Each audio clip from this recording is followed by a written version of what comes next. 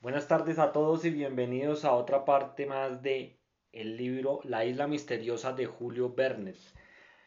Capítulo 3, parte 2. Esta parte se titula Una nave pirata espiada por Ayrton. No cabía duda alguna sobre las intenciones de los piratas. Habían echado el ancla a corta distancia de la isla y era evidente que a la mañana siguiente, por medio de sus canoas, desembarcarían en la playa. Cyrus Smith y sus compañeros estaban preparados a defenderse, pero, por resueltos que fuesen, no debían olvidar la prudencia. Quizá su presencia podía ocultarse en el caso que los piratas se contentaran con desembarcar en el litoral sin penetrar en el interior de la isla. Podía creerse que no tuviesen otro proyecto que hacer aguada en el río de la Merced, y no era imposible que el puente situado a milla y media de la desembocadura y los arreglos de las chimeneas escaparan a sus miradas.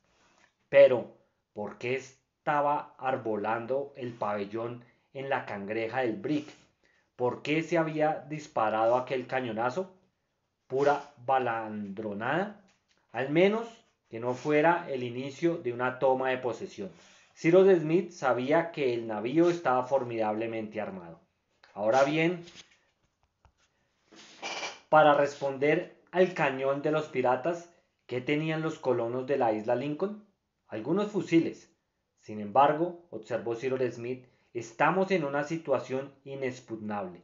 El enemigo no podrá descubrir el orificio de desagüe ahora que está oculto bajo las cañas y las hierbas, y por consiguiente le es imposible penetrar en el palacio de granito. Pero nuestras plantaciones, nuestra dehesa, nuestro corral, todo, en fin, exclamó Pencroff, dando una patada. Todo pueden arrancarlo y destruirlo en pocas horas. Todo, Pencroff, contestó Cyrus Smith, y no tenemos ningún medio para impedírselo. Son muchos. Esta es la cuestión, dijo entonces el periodista. Si son una docena, podemos contenerlos, pero si son 40, 50, más tal vez. Señor Smith, dijo entonces Ayrton, que se adelantó hacia el ingeniero. ¿Quiere concederme un permiso? ¿Cuál, amigo mío? Ir hasta el buque para enterarme de la fuerza de la tripulación. Pero Ayrton, contestó vacilando el ingeniero, arriesga su vida. ¿Por qué no la he de arriesgar, señor? ¿Es más que su deber, Ayrton? Tengo que hacer más que mi deber, contestó el expresidiario. ¿Irá usted con la piragua hasta el buque? Preguntó Gedeon Smith. No, señor, iré nadando. La piragua no pasaría por donde puede deslizarse un hombre. ¿Sabe bien que el Brit está a una milla y cuarto de la costa? Dijo Helbert. Soy un buen nadador, señor Helbert.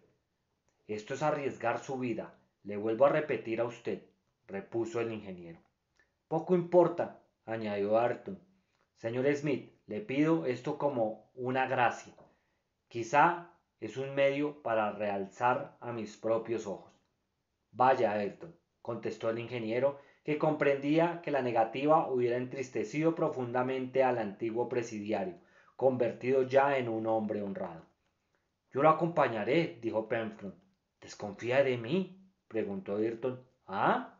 No, no, contestó vivamente Cyrus Smith. No, Ayrton. Pencroff no desconfía de usted. Ha interpretado mal sus palabras. En efecto, añadió el marino, propongo acompañar a Ayrton hasta el islote solamente. Puede suceder, aunque es poco probable, que uno de esos tunantes haya desembarcado, y 2 hombres nunca estará de más para impedir que dé la señal de alarma. Esperaré a Ayrton en el islote. Él irá solo al buque como se ha propuesto hacer. Así quedó acordado. Ayrton hizo sus preparativos de partida. Su proyecto era audaz, pero podía tener buen éxito. Gracias a la oscuridad de la noche, una vez llegado al buque, Ayrton, agarrando a los puntales, a las cadenas de los obenques, podría reconocer el número y quizás sorprender las intenciones de los bandidos. Ayrton y Pencroff, seguidos de sus compañeros, bajaron a la playa. Ayrton se desnudó y se frotó con grasa para aguantar la temperatura del agua, que aún estaba fría, y en la cual en efecto podía suceder que se viera obligado a permanecer durante muchas horas. Pencroff y Nab durante este tiempo había ido a buscar la piragua, que estaba amarrada unos centenares de pasos más arriba, en la orilla del río de la Merced, y cuando volvieron, Ayrton estaba dispuesto a partir. Echaron una manta a los hombros de Ayrton y volvieron a estrecharle la mano. Ayrton se embarcó en la piragua con Pencroff. Eran las 10:30 de la noche, cuando los dos desaparecieron en la oscuridad. Sus compañeros volvieron para esperarlos en las chimeneas. El canal fue fácilmente atravesado y la piragua se acercó a la orilla opuesta del islote con precaución, para el caso en que anduviera por aquella parte los piratas. Pero, después de una atenta observación, parecía evidente que el islote estaba desierto. Así pues, Ayrton, seguido de Pencroff, lo atravesó con paso rápido, asustando a las aves anidadas en los huecos de las rocas. Después, sin vacilar, se arrojó al mar y nadó, sin que se oyera el más leve rumor, en dirección al buque cuyos faroles, encendidos poco antes, indicaban la situación exacta.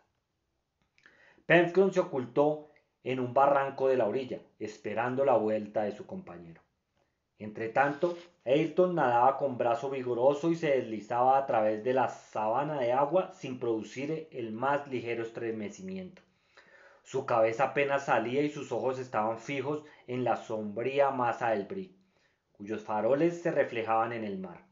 No pensaba más que en el deber que había prometido cumplir y no en los peligros que corría a bordo del buque y en aquellos parajes frecuentados por los tiburones. La corriente lo llevaba hacia el buque y se alejaba rápidamente de la costa.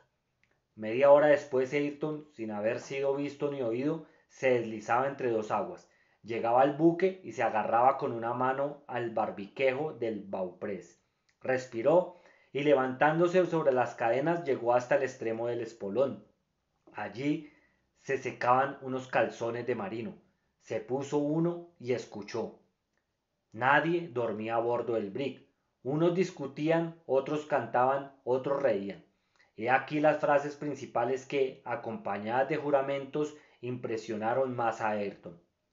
Buena adquisición la de nuestro brig. Marcha bien el Speedy, ligero, y merece su nombre.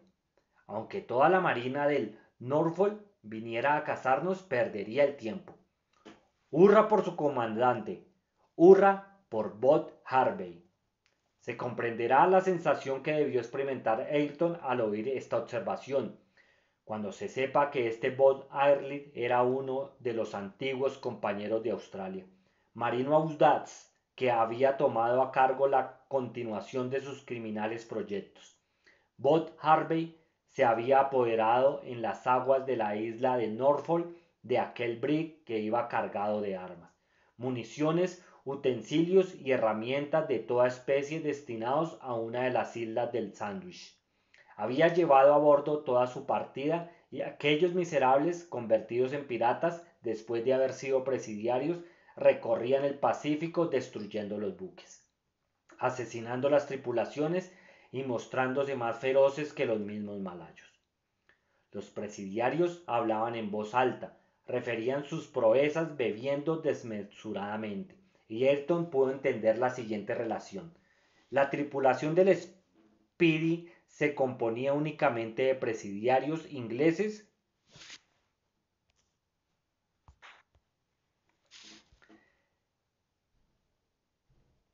fugados de Norfolk. Ahora diremos lo que es Norfolk.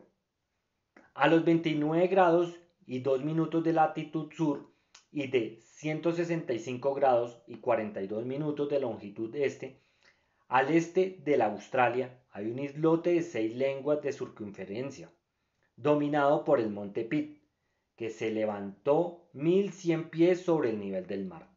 Esta es la isla de Norfolk, donde el gobierno inglés tiene un establecimiento para encerrar a los sentenciados más incorregibles de su penitenciaría. Allí se encuentran unos 500 hombres sometidos a una disciplina de hierro, bajo la amenaza de castigos terribles. guardados por 150 soldados y otros tantos empleados, a las órdenes de un gobernador. Sería difícil imaginar una reunión de maleantes peor que esta. A veces, aunque muy pocas, a pesar de la excesiva vigilancia de que son objeto, algunos logran escaparse y apoderándose de los barcos que pueden sorprender, recorren los archipiélagos de Polinesia. Esto había hecho Bob Harvey y sus compañeros, y esto es lo que en otro tiempo había querido hacer Ayrton. Bob Harley se había apoderado del brig Speedy, que estaba anclado a la vista de Norfolk. La tripulación había sido asesinada, y desde hacía un año aquel buque, convertido en pirata, recorría los mares del Pacífico bajo el mando de Harvey, en otro tiempo capitán de un bergantín y ahora corsario de mares, a quien Ayrton conocía muy bien. Los piratas estaban en su mayor parte reunidos en la toldilla, a popa del buque, pero algunos tendidos sobre el puente hablaban en voz alta. La conversación continuaba en medio de los gritos y libaciones, y por ella supo Ayrton que sólo la casualidad había llevado al Speedy a la vista de la isla Lincoln. Bob Harvey jamás había estado en ella, pero, como había presumido Cyrus Smith, hallando en su rumbo aquella tierra desconocida cuya situación no estaba indicada en ninguna carta, había proyectado visitarla, y en caso necesario, si le convenía, hacer de ella el puerto de refugio de su brig. En cuanto al pabellón negro enarbolado en la cangreja del Speedy y el cañonazo que habían disparado a ejemplo de los buques de guerra en el momento en que se despliegan sus colores, no eran más que pura balandronada de piratas. No era una señal y ninguna comunicación existía entre los evadidos de Norfolk y la isla Lincoln. La posesión de los colonos estaba amenazada de peligro, evidentemente la isla, con su aguda, fácil, su puertecito, sus recursos de toda especie tan aprovechados por los colonos, sus ocultas profundidades del palacio de granito, podía convenir a los bandidos. En sus manos podría llegar a ser un excelente sitio de refugio, y por el hecho que era desconocida, les aseguraría durante mucho tiempo quizá la impunidad y la seguridad. Era también evidente que no respetaría la vida de los colonos y que el primer cuidado de Bob Harley y de sus cómplices sería asesinarlos sin misericordia. Cyrus Smith y los suyos no tenían el recurso de huir u ocultarse en la isla, pues los piratas pensaban resistir en ella, y en caso de que el Speedy partiese para alguna expedición, era probable que dejara en la isla algunos hombres en tripulación para guardar el establecimiento. Así pues, era preciso combatir, era preciso destruir hasta el último de aquellos miserables, y dignos de piedad, y contra los cuales todo medio sería bueno. Esto es lo que pensó Ayrton, y sabía perfectamente que Cyrus Smith sería de su parecer. ¿Pero era posible la resistencia y sobre todo la victoria? Esto dependía del armamento del brig y el número de hombres que lo tripulaban. Ayrton decidió saberlo a toda costa. Como una hora después de su llegada, las voces y los gritos se habían calmado y un gran número de los bandidos estaban sumergidos en el sueño de la embriaguez, no vaciló en aventurarse sobre el puente del Speedy, envuelto a la sazón en una oscuridad profunda por haberse apagado los faroles. Subió sobre el espolón y por el bauprés llegó al alcanzar de proa. Deslizándose entre los presidiarios tendidos a uno y a otro lado, dio la vuelta al buque y reconoció que estaba armado de 4 cañones que debía lanzar balas de 8 o 10 libras. Observó también por el tacto que aquellos cañones se cargaban por la culata, que eran piezas modernas de fácil uso y de un efecto terrible. En cuanto a los hombres tendidos sobre el puente, debían ser unos 10, pero era de suponer que hubiesen muchos más durmiendo en el interior del brig. Por otra parte, al escucharlos, había creído comprender que eran 50 a bordo, número demasiado grande para que pudiesen resistir los 6 colonos de la isla Lincoln. Pero en fin, gracias al sacrificio que hacía Ayrton, Cyrus Smith no sería sorprendido, conocería la fuerza de sus enemigos y tomaría sus precauciones. No quedaba a Ayrton más que hacer que volver a dar cuenta a sus compañeros del resultado de la misión de que se había encargado, y con esa idea se dispuso a regresar a la proa del brig a fin de dejarse caer al mar. Pero en aquel momento se le ocurrió una idea heroica a aquel hombre que, según había dicho, quería hacer más que su deber: sacrificar su vida, salvando al mismo tiempo la isla y los colonos. Era indudable que Cyrus Smith no podría resistir a 50 bandidos bien armados y que penetraban a una viva fuerza en el palacio de granito, o situando por hambre a los colonos. Los vencerían. Se representó a sus salvadores, a los que le habían convertido en hombre y a los que debía tanto, muertos sin piedad, destruidas sus obras y cambiada la isla en nido de piratas.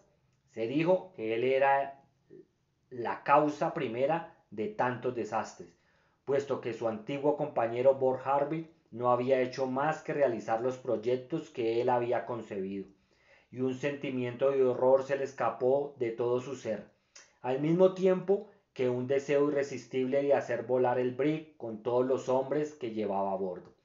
Él parecería en la explosión, pero habría cumplido su deber. Ayrton no vaciló. Llegar a la Santa Bárbara, que está siempre situada a popa de todo buque, era cosa fácil. No podía dejar de llevar pólvora a un buque que hacía semejante oficio, y bastaría una chispa para aniquilarlo en un instante. Ayrton bajó con precaución al entrepuente, cubierto de bandidos a quienes la embriaguez más que el sueño tenía dormidos. Al pie de palo mayor había un farol encendido, alrededor del cual se veía un armero guarnecido de armas de fuego de toda especie. Ayrton tomó un revólver, asegurándose primero de que estaba cargado y cebado. No necesitaba más que consumar la obra de destrucción. Se adelantó con precaución hacia popa para llegar bajo la toldilla del brig, donde debía estar la Santa Bárbara.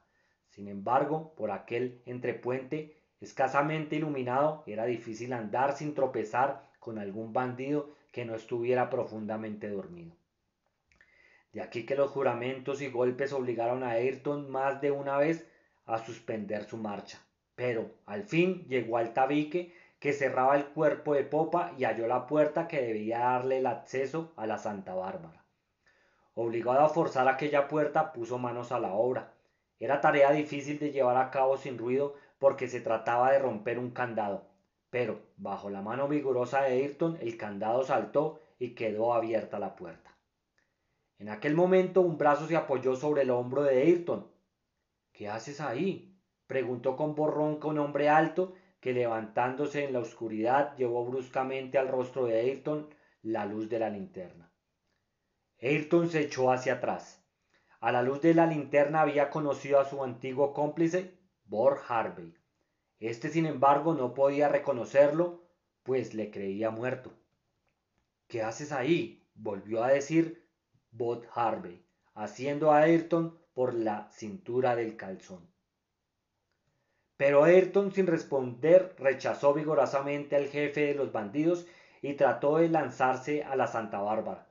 Un tiro de revólver en medio de aquellos toneles de pólvora y todo habría concluido. ¡A mí, muchachos!, gritó Bob Harvey. 2 o 3 piratas despertaron a su voz. Se habían levantado y, arrojándose sobre Ayrton, trataron de derribarlo. El vigoroso Ayrton se desembarazó de ellos. Resonaron 2 tiros de revólver y 2 bandidos cayeron, pero una puñalada que no pudo parar penetró en la carne por el hombro. Ayrton comprendió que no podía ejecutar su proyecto. Bob Harvey había vuelto a cerrar la puerta de la Santa Bárbara y en el entrepuente se había producido un movimiento que indicaba que todos los piratas despertaban. Era preciso que Ayrton se reservase para combatir al lado de Cyrus Smith, y por consiguiente no le quedaba más remedio que huir. ¿Pero era posible la fuga? Era por lo menos dudosa, aunque Ayrton estaba resuelto a intentarlo todo para volverse a reunir con sus compañeros. Podía tirar aún 4 tiros. 2 resonaron inmediatamente, uno de los cuales fue dirigido contra Bob Harvey, y no lo hirió, al menos gravemente. Ayrton, aprovechando el movimiento de retroceso de sus adversarios, se precipitó hacia la escalera para subir al puente del Brick. Al pasar por delante del farol, lo rompió de un culetazo de su revólver y todo quedó sumergido en una oscuridad profunda que debía favorecer su fuga. Dos o tres piratas despertaron por el ruido, bajaron por la escalera en aquel nioniento. Ayrton disparó el quinto tiro y derribó a uno. Mientras los otros desaparecieron, no comprendieron nada de lo que pasaba. Después, Ayrton en dos saltos se halló sobre el puente del Brick y descargando por última vez su revólver en la cara de un pirata que acababa de asirlo por el cuello, subió sobre la obra muerta y se precipitó al mar. No había nadado 6 brazadas el fugitivo cuando llovieron las balas a su alrededor como granizo. Excusado es decir cuáles serían las emociones de Pencroff, que estaba oculto tras una roca del islote, y las de Cyrus Smith el periodista, Halvard y Nab escondidos en las chimeneas cuando oyeron aquellas detonaciones a bordo del Brick. Todos se lanzaron a la playa y echándose los fusiles a la cara se mantuvieron dispuestos a rechazar la agresión. Para ellos no había duda. Ayrton, sorprendido por los piratas, había sido asesinado y quizá aquellos miserables iban a aprovecharse de la noche para hacer un desembarco en la isla. Pasaron media hora en una ansiedad mortal. Sin embargo, las detonaciones habían cesado y Ayrton y Pencroff no volvían. ¿Había sido invadido el islote? ¿Debían correr en auxilio de Ayrton y de Pencroff? Pero, ¿cómo? La marea alta en aquel momento hacía el canal infranqueable. La piragua no estaba allí. Cyrus Smith y sus compañeros estaban poseídos de la más horrible inquietud. En fin, como a las 2:30, una piragua con 2 hombres se acercó a la playa. Era Ayrton, ligeramente herido en el hombro, y Pencroff sano y salvo, a quienes sus amigos recibieron con los brazos abiertos. Inmediatamente todos se refugiaron en las chimeneas. Allí Ayrton contó lo que había pasado y no ocultó el proyecto que había tenido de volar el Brick, proyecto que había estado a punto de ejecutar. Todas las manos se tendieron hacia Ayrton, el cual no disimuló a los colonos la gravedad de la situación. Los piratas estaban alerta y sabían que la isla Lincoln estaba habitada. Desembarcarían muchos y bien armados. No respetarían nada. Y si los colonos caían en sus manos, no tendrían que esperar misericordia. Pues bien, sabremos morir, dijo el periodista. Volvamos a las chimeneas y vigilemos, añadió el ingeniero. ¿Tenemos alguna probabilidad de salvación, señor Ciro?, preguntó el marino. Sí, Pencroff. ¿6 contra 50? Sí, 6, sin contar. ¿Quién?, preguntó Pencroff. Ciro no respondió, pero señaló al cielo con la mano. Bueno, amigos, hasta aquí llegó este capítulo, esta parte del capítulo 3. Más adelante o mañana continuaremos con otra parte de nuestra lectura. Muchas gracias por escucharnos. Y recuerden seguirme y suscribirse a mi canal. Así me apoyarán y podemos llegarle a más gente para que escuchen estos maravillosos libros. Gracias y hasta la próxima.